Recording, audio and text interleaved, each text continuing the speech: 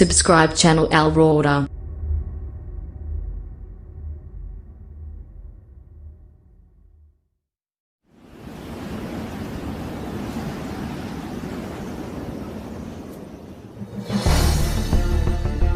Halo pemirsa, kita jumpa lagi pada pembahasan investigasi jurnalistik solusi tuntas untuk menghentikan penyebaran COVID-19 tanpa vaksin. Investigasi jurnalistik ini adalah rangkuman dari 64 dokumen-dokumen yang kredibel berupa jurnal ilmiah, buku, artikel, dan rekaman video yang sebenarnya ada, tapi jarang terinformasikan kepada publik. Kita masuk pada pembahasan episode 23, rahasia di balik PCR test. Kondisi yang terjadi saat ini adalah Jakarta genting COVID, PSBB. Perkantoran dilarang buka, orang tidak bisa bekerja, tidak bisa sekolah, untuk memutus mata rantai penyebaran COVID. Itulah instruksi yang disampaikan oleh penguasa global yaitu WHO. Ironisnya, di Beijing, orang justru boleh tidak pakai masker. Ini adalah fakta yang menarik. Di Jakarta PSBB, di Beijing boleh tidak pakai masker. Apa sebabnya? Di sini ditulis, karena statistik COVID rendah. Kita lihat datanya. Statistik COVID di Beijing memang rendah. Jauh lebih rendah dibanding Jakarta atau Indonesia.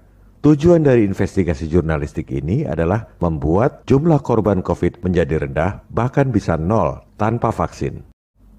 Melihat fakta seperti ini, pasti ada yang ngomong, untung kita PSBB. Kalau tidak PSBB, jumlah korban pasti lebih banyak. Ini adalah opini tanpa dasar. Sama juga dengan mengatakan, untung kita miskin. Kalau kita kaya, pasti sudah dirampok orang. Inilah yang terjadi. Kebanyakan dari kita nggak bisa bedakan antara hipotesis dengan fakta. Apa sebenarnya bedanya fakta dengan hipotesis? Ini adalah definisi sains yang disampaikan oleh Discovery News. Bedanya antara fakta, hipotesis, dengan teori. Kita terjemahkan. Pensil jatuh ke tanah, itu adalah fakta. Kemudian orang mengatakan, pensil jatuh ke tanah karena gaya tarik bumi. Ini adalah hipotesis, bukan fakta. Dan ini adalah definisi dari sains. Pensil jatuh ke tanah karena gaya tarik bumi itu bahkan bukan teori. Teori yang sebenarnya menurut sains adalah pensil jatuh ke tanah karena ruang dan waktu melengkung. Inilah teori relativitas Einstein. Dan itu pun bukan satu-satunya teori. Tapi yang terjadi adalah hipotesis dipropagandakan sebagai fakta. Dari SD orang diajarkan bahwa pensil jatuh ke tanah karena gaya tarik bumi. Padahal itu sebenarnya hipotesis menurut sains, bukan menurut saya. Jadi semua ini terjadi karena kita nggak bisa bedakan antara fakta dengan hipotesis. Hipotesis disebut fakta. Kita lihat fakta perilaku terhadap warga.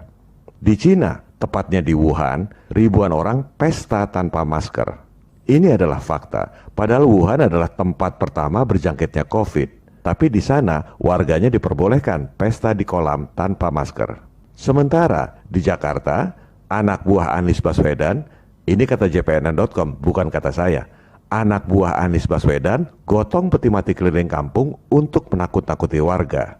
Ini juga fakta yang menarik. Kita bicara fakta bahwa di negara komunis gak ada orang gotong-gotong peti mati untuk menakut-nakuti warga. Dan ini terjadi bukan hanya di Jakarta. Di Manado misalnya, orang yang tidak patuh pada protokol COVID dihukum untuk memakai rompi oranye bertuliskan orang kepala batu. Di Depok yang melanggar PSBB disuruh pakai rompi sambil menyapu jalanan. Sementara di Cina, warga Wuhan pesta renang tanpa masker. Mari kita lihat.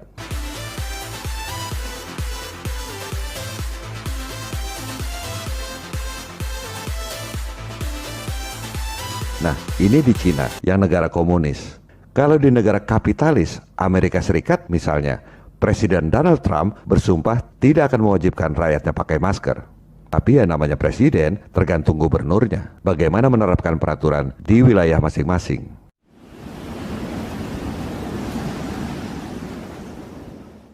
Yang terjadi saat ini adalah penggiringan opini seolah-olah ada pertentangan antara pilih ekonomi atau pilih kesehatan. Jadi digambarkan yang pilih ekonomi gambarnya duit, bahwa yang pilih ekonomi itu memikirkan duit, sementara yang dikorbankan adalah yang memikirkan kesehatan. Ini adalah analisis dari gambar yang ada. Kemudian ditambah lagi ada arit kematian yang siap mengancam. Ini adalah penggiringan opini yang sebenarnya adalah jebakan konflik buatan Nekolim agar rakyat perang sendiri. Jadi, kalau kita dihadapkan pada pilihan, pilih ekonomi atau pilih kesehatan, yang seharusnya kita pilih adalah kebenaran. Jadi, nggak usah pikirkan pilih ekonomi atau kesehatan. Kebenarannya dulu yang harusnya kita cari. Sebab kebenaran ini nggak mungkin mengorbankan kesehatan. Kebenaran juga nggak mungkin mengorbankan ekonomi. Dengan memperoleh kebenaran, dua-duanya dapat. Ekonomi dapat, kesehatan juga dapat. Inilah prinsip dari jurnalisme sejati, yaitu mencari kebenaran sesuai dengan sumpah suci, the truth, the whole truth, and nothing but the truth. Kebenaran, kebenaran seutuhnya, dan tak ada yang lain selain kebenaran. Disinilah perlunya investigasi jurnalistik. Contoh investigasi jurnalistik yang bagus adalah yang dilakukan oleh majalah terkemuka The Economist dengan cover story bertajuk How Science Goes Wrong, tatkala sains dipenuhi perkeliruan. Para jurnalis mengungkap perkeliruan apa yang biasa terjadi di dunia sains, khususnya dalam penelitian. Sebagai catatan, spesies COVID adalah temuan baru sains. Memang majalah ini tidak menceritakan COVID karena ini sudah lama. Yang mereka ceritakan adalah bagaimana penyimpangan itu terjadi, khususnya dalam penelitian, bagaimana sebenarnya temuan-temuan sains itu banyak yang tidak bisa dipertanggungjawabkan. Dampaknya apa, solusinya gimana. Dan kalangan akademisi menerima kritik yang disampaikan oleh majalah The Economist ini. Kalau Anda ketik How Science Goes Wrong di Google, yang keluar bukan hanya artikel dari The Economist, tapi juga berbagai link dari berbagai universitas yang membagikan investigasi jurnalistik ini. Contoh yang lain adalah yang dilakukan oleh dua orang wartawan The Washington Post yang mengungkap skandal Watergate yang pada akhirnya membuat Presiden Nixon mundur. Kalau kedua wartawan ini tidak mengungkap informasi tersebut, pasti korupsi itu akan terus berlangsung. Semangat seperti inilah yang kami bawa dengan investigasi jurnalistik ini. Dan ini semua diperlukan karena sesuai dengan pernyataan yang terkenal dari Lord Acton, bahwa kekuasaan itu cenderung korup dan kekuasaan yang mutlak sudah pasti korup.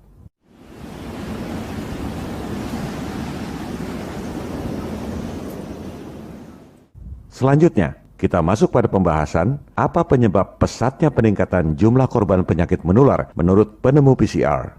Kita ketahui bahwa saat ini alat yang paling diandalkan untuk mendeteksi COVID adalah PCR.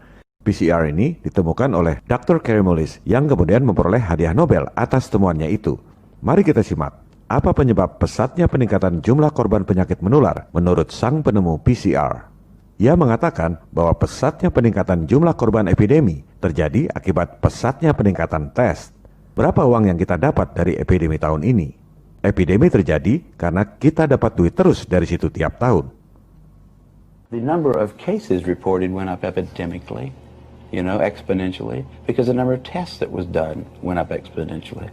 Betul kan? Jumlah korban epidemi yang dilaporkan meningkat pesat seiring dengan peningkatan pengujian.